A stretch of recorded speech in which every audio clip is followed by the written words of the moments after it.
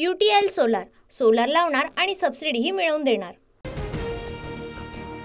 अजित पवार आणि मुख्यमंत्री शिंदेंमध्ये रात्री 3 तास खलबतं। शहांनी सांगितलेला प्लॅन अंमलात आणण्याबाबत आणि शिंदे गट दादा गटात आमने सामने येऊ शकणाऱ्या जागांवर चर्चा। सूत्रांची माहिती। येत्या पंधरवाड्यात 100 जागा जाहीर करण्याचं महायुतीचं लक्ष्य, तर भाजपचं 125 पेक्षा अधिक जागा जिंकण्याचं उद्दिष्ट। जिंकण्याची शक्यता असलेल्या 75 जागांवर भाजप भर देणार। भाजप मंत्र्यांच्या प्रकल्पाला अजितदादांचा ब्रेक। लोणावळ्यातील चाणक्य एक्सलन्स सेंटरची निविदा अजित पवारांकडून रद्द। नावात बदल करण्याच्या अजित पवारांच्या सूचना।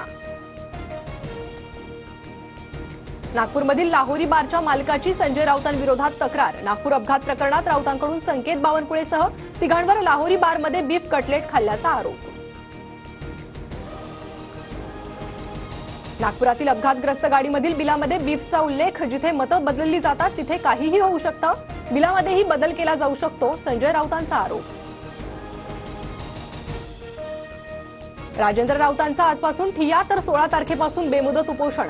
मराठा आरक्षणाबाबत विशेष अधिवेशन बोलावण्याची मागणी। नांदेड विमानतळावर खासदार नागेश आष्टीकरांची गाडी अडवल्यानं गोंधळ। विमानतळ परिसरात शिवसैनिकांची घोषणाबाजी।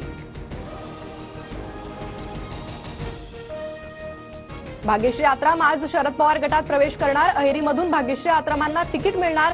बाबा आत्रामांविरोधात भाग्यश्री आत्राम मैदानात।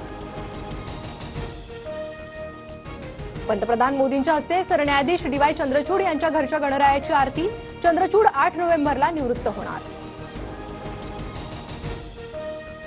सरकार वाचवण्यासाठी वेगळं काही घडतंय का? सरन्यायाधीशांनी केसमधून बाहेर पडावं। आम्हाला आता न्याय मिळेल असं वाटत नाही, संजय राऊतांकडून शंका उपस्थित।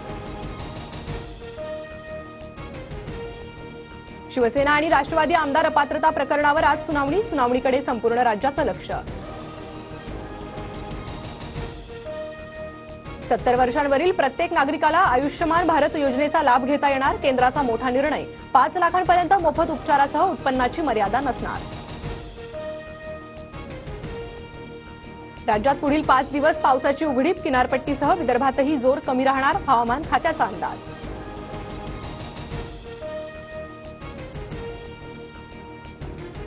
UTL सोलार लावणार आणि सबसिडीही मिळवून देणार।